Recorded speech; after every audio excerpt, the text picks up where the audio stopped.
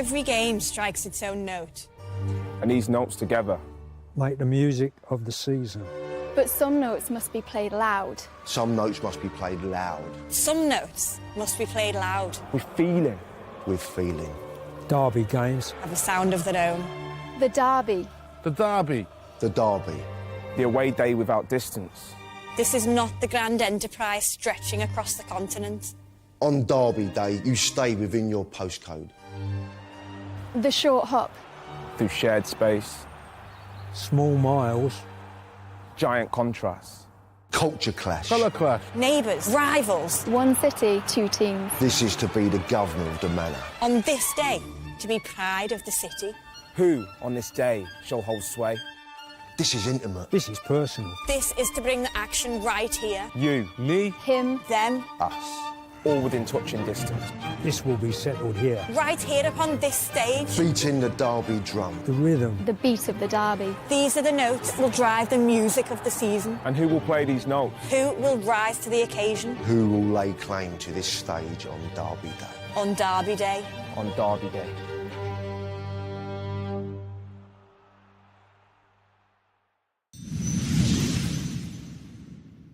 The most significant game of the season so far is an all-Manchester affair. City, almost perfect, top and chasing records. United, solid, trying to stay on their rival's tail.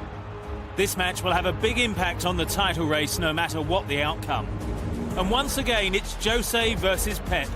The mind games between the pair played out this week over the fitness of David Silva.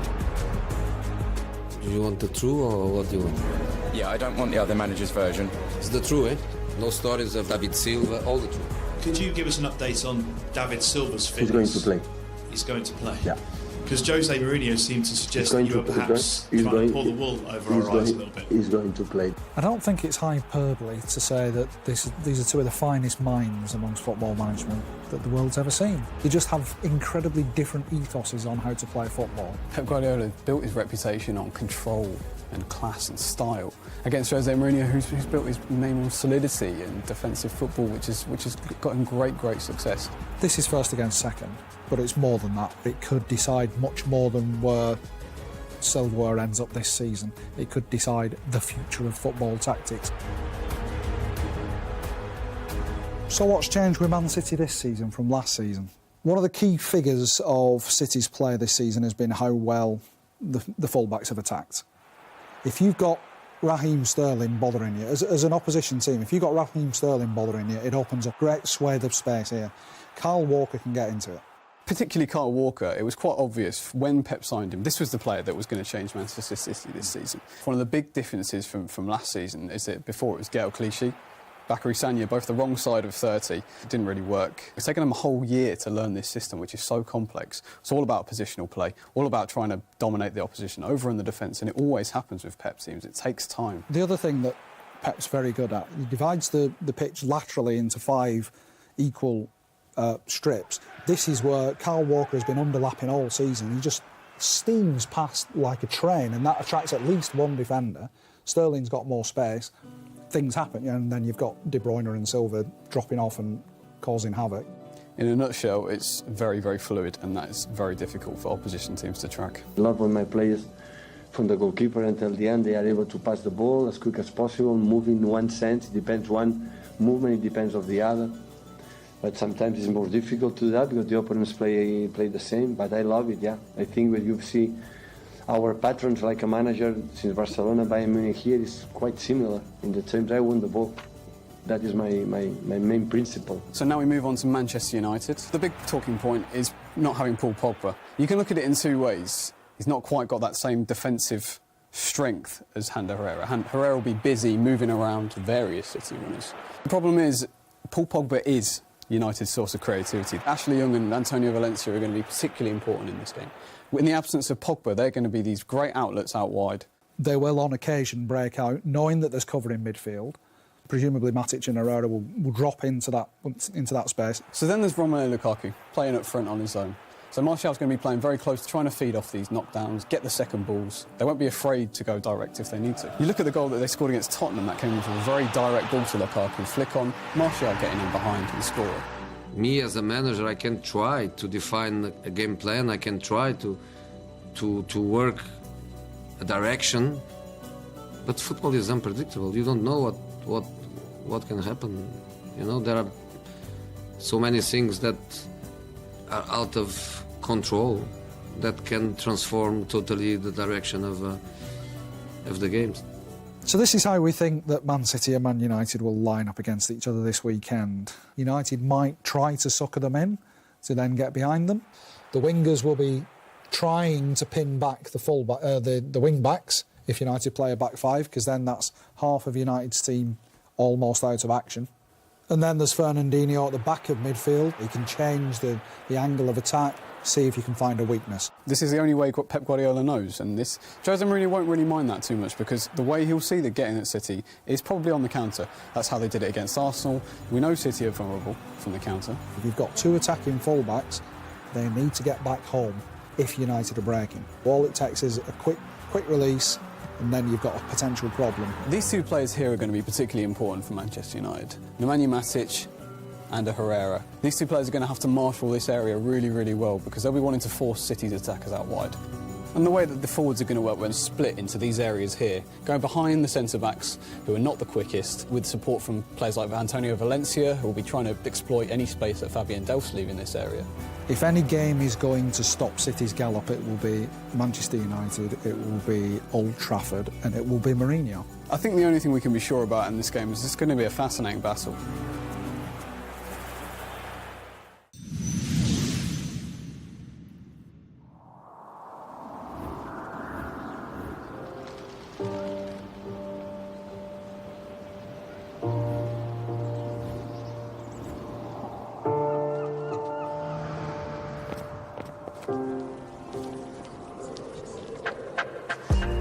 Liverpool Football Club and Everton Football Club. It is about history, ancient and modern. It's Ferguson! McAllister! Cahill! Gerrard! This fixture never represents an easy day at the office for officials. Liverpool down to 10 men. It ends with real controversy in the final second. Bolt from the Everton Blue! The Merseyside derby, one of the great football occasions. Red or blue, there is no grey area, so let them at it. I know what that means to the people here in Liverpool, because it's my fourth season here, and I know exactly how exciting they are and how important the game is for the supporters, and I know that, and I'm aware of that, and we will give our best for them as well, of course. Yeah, it's the first game you kind of look at as an Everton player. So myself and I think all of the players are looking forward to the game, and if we can build on what we've been doing over the last couple of weeks, it would be great to continue that with another positive result on Sunday. Liverpool, almost spiritual, the fervour, the passion embodied by the manager and the fans. So steeped in tradition is this club, and so inspiring their glorious gung-ho attack. 14 points off leaders Manchester City, a title run looks a push. But the form of Philippe Coutinho, Roberto Firmino and PFA Player of the Month Mohamed Salah has been phenomenal. They beat Spartak Moscow 7-0 in midweek, but this is different. It will be hard work. I have no problem with that. I like it. That's derby. There's no favourite in a derby. It's and very often in life it was like this, that the team everybody spoke very positive about before, like you do now about us. But in this game, if you think about it, yeah, people would say it will be difficult for Everton. It will be difficult for us as well. And at the end, we have the better chance because we play at Anfield, and that's what we have to show. The light starting to break through the darkness for Everton, revitalised it seems by new manager Bounce. Sam Allardyce's first official game in charge of victory over Huddersfield, hot on the heels of the 4-0 dismantling of West Ham. With that, they climbed to 10th place. Just one defeat in their last 5 league matches, and the mood around Goodison greatly improved. But all that can fade into insignificance. Everton haven't won at Anfield since 1999. The players at the moment doing a fantastic job. Also ones that played last night and the team that played in the 2 wins back to back. You know, but Liverpool's a different kettle of fish. It's the big test and the big derby with the players who are in outstanding form on the front line, particularly at the minute, that we've got to try and master on Sunday. When the Premier League fixtures were published back in June, this date in December would have been the first one sought out, as Gylfi Sigurdsson said. Allardyce will know that Jurgen Klopp's men have had the better of it recently. Liverpool are undefeated in 14 derby matches across all competitions, but never underestimate underdog spirit. So a showdown for the Manchester clubs that could see City open an 11-point lead or United cut the gap to 5. Arsenal will be eyeing a return to the top 4 away at Southampton. Having slipped to the bottom, Swansea desperately need a win at the Liberty against West Brom, which would do all the bottom 3 a favour. Crystal Palace and West Ham could go level on points with the Baggies. Southampton's results may look patchy, but there is a pattern. On the whole, they've defeated only struggling sides, drawn with mainly mid-table opposition, and been defeated by teams in the upper reaches. Charlie Austin, who had made 8 substitute appearances, said he knew he had to prove himself to Mauricio Pellegrino, and with 3 goals in 2 league starts, he's done just that and is raring to go against Arsenal. The Gunners have lost a third of their league games this season, untenable for a team chasing top 4, let alone the title. After last weekend's defeat by Manchester United, Arsene Wenger's men stormed to a 6-0 Europa League victory and need to take that positivity to St Mary's, where they've won only once in their last 6 Premier League visits. They have a very good team, they're very good going forward and attacking threat, but I believe if we're able to sort our defence, obviously we learned from the mistakes against Man United, we saw our defence and I believe we'll be able to get a result there. They play very good football, to be fair, so it will be a challenge, but I think we'll be able to contain them.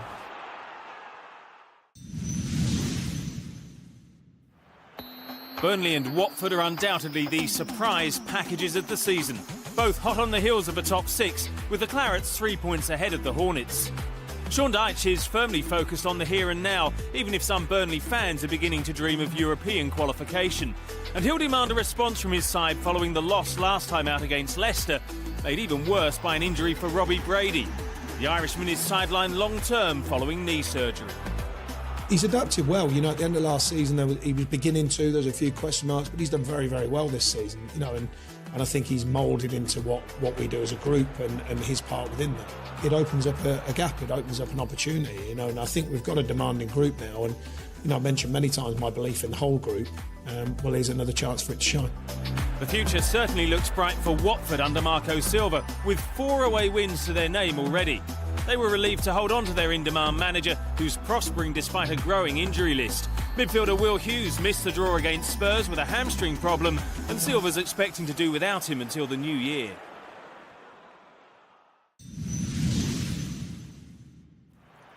New manager, same old story. It's now no wins in 13 for West Brom. They're hovering just above the drop zone. That said, at least against Crystal Palace, Alan Pardew's men did manage to keep a clean sheet, their first since mid-September. So progress of sorts. But over the past 10 games, no Premier League club's form has been as poor as either West Brom or this weekend's opponent, Swansea. Just a solitary win between them. This is a match with a great deal at stake. Games against competitors who are in similar positions to you in the league are important, no matter what league you're in. Obviously, being in the Premier League, there's a lot more, a lot more riding on it. We're aware of that, but that's not our focus. Our focus will be going into the game, looking to implement what the manager wants us to implement and picking up the 3 points. As for the Swans, what their head coach wants is goals. No side in the division has scored fewer this term. No doubt that's connected to the other unwanted stat, the most defeats. Paul Clement's side are bottom. The board have assured him that he can add to his squad in January, but he'll need any new additions to get firing faster than Wilfred Boney, who last weekend scored for the first time since returning to South Wales. News of another derby still to come. The all-London affair pitting East against West as the struggling Hammers hope to strike a blow against rivals Chelsea.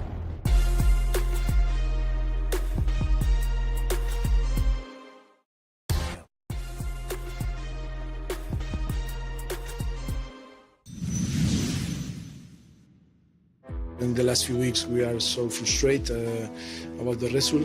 Sometimes you need to feel that frustration to learn. Arsenal beat Spurs. They're losing ground in the title race in the Premier League. We need to improve and we need to be critical about our performance. Vardy! 1-0! Morris trying to go all the way around Harris! It's a sensational second! A dramatic fall from grace. Since losing at Old Trafford, Tottenham defeated Palace but then failed to win their last 4 games, slipping from 3rd to 6th. They're further from the leaders in terms of points than from bottom club Swansea. It's going too far to suggest this is a crisis for Spurs, but it's a slide that needs to be arrested. There's always the capability of that team to go on a run of 8 or 9 games winning on the bounce. They've got that much ability, that much quality, but some of the performances and some of the games with, letting in sloppy goals, that sort of thing has been very unlike Spurs. So it's very important that they get back on the right track very quickly. The right track requires rebuilding from the back. Tottenham's defence has been a strength, but they've kept just 1 clean sheet in their last 7 league games. Toby Alderweireld has been absent through injury for 5 league matches, and Davinson Sanchez is beginning a 3-match ban after his red card at Watford. Mauricio Pochettino with some restructuring to do, his players needing to show their versatility.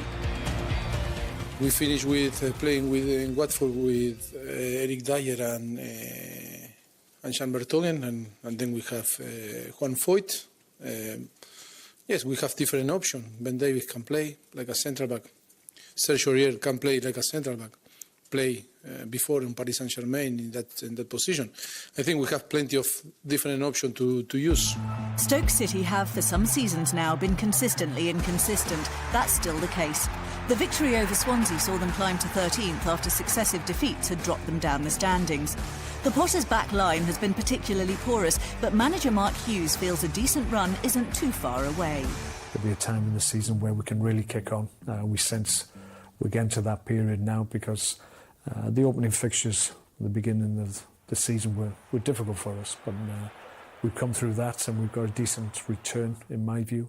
Now we come to a period where maybe it'll test other teams because they'll have similar fixtures that we had at the beginning of the season. So we'd like to think now is the time to really push on.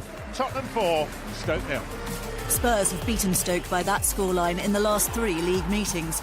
Buoyed by that record, perhaps Tottenham will get back on track. But the Potters have another record to offer them encouragement. Burnley, Swansea and West Brom earned draws at Wembley. Stoke can hope to go one better.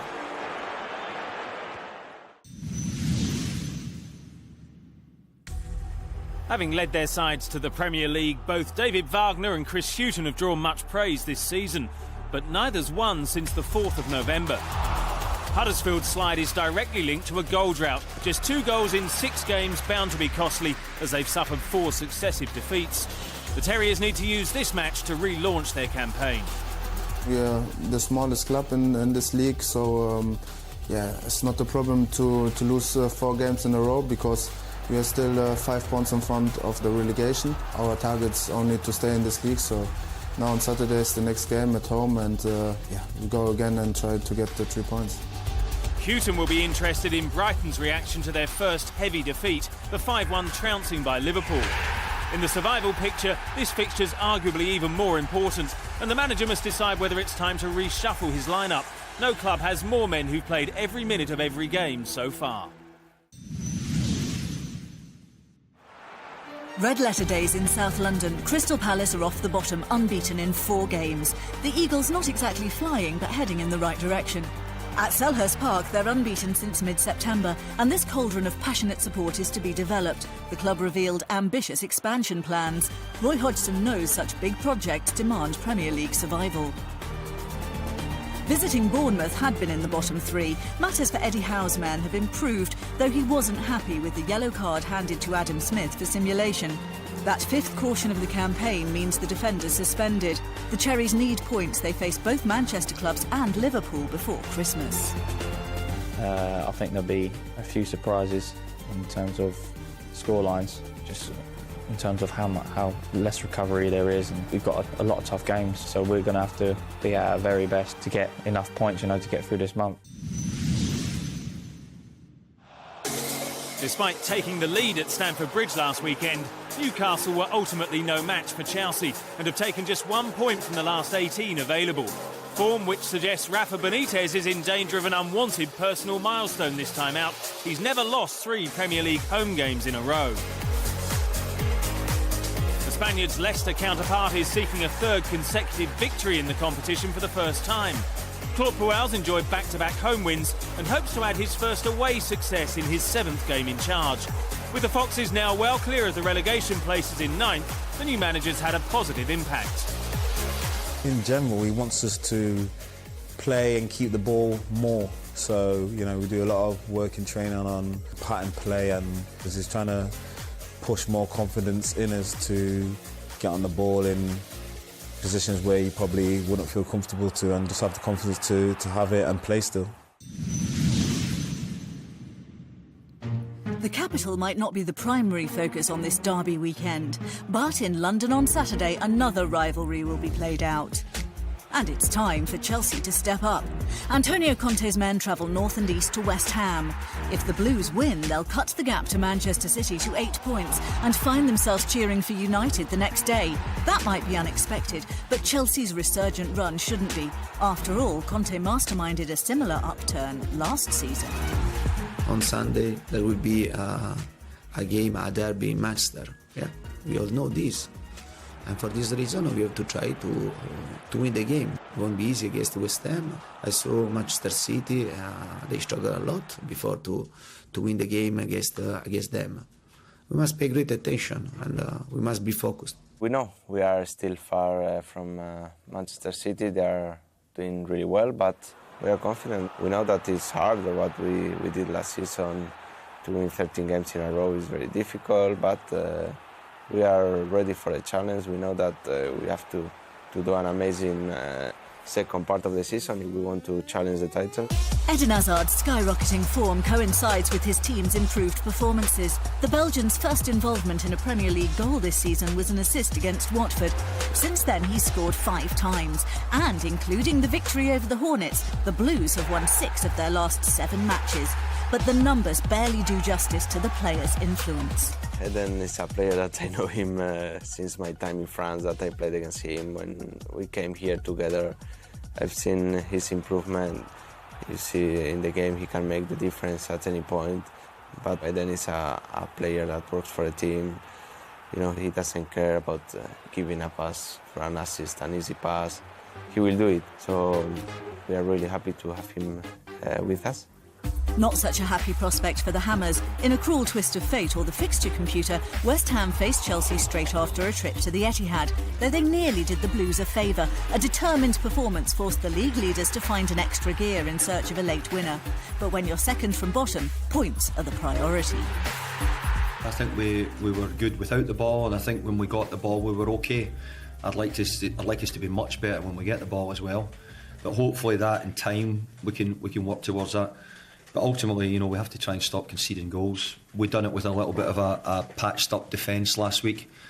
So I hope that, when we get some of the other players and some more of the senior players back, it'll give us an even better chance. It's a tough mission for David Moyes. He has to G up players who haven't tasted victory in 8 league matches. Still, one of his number seems to relish all London affairs. Manuel Lanzini has scored 9 times against crosstown rivals, including 2 in 2 against Chelsea.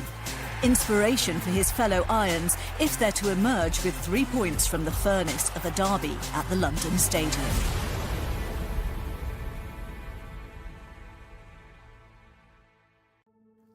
The fixture list is some sight this week. West Ham-Chelsea promises a ferocious start to Saturday's action, including several contests that have a bearing towards the bottom, notably Swansea against West Brom. Newcastle-Leicester is the late game ahead of a blockbuster Sunday. Arsenal warm us up at Southampton before the spotlight moves to Merseyside and then that monumental clash in Manchester. United versus City. A toss-em at the top. Red against blue, United against City. Jose versus Pep, Mourinho against Guardiola. Liverpool and Everton, the inconsistent and the uncertain. Klopp and Allardyce. Once more, the day has dawned. Derby Day. The defending champions at the new home of the starting afresh, Conte and Moyes. One city, two tribes. But on Derby Day, the bigger picture and the long term Shrinks before the local and the right now. This is the stage for old rivalries, Close rivalries. Unrivalled rivalries that come on Derby Day. You that walk in the same city must now run Must now run Must now run to see who rules the city.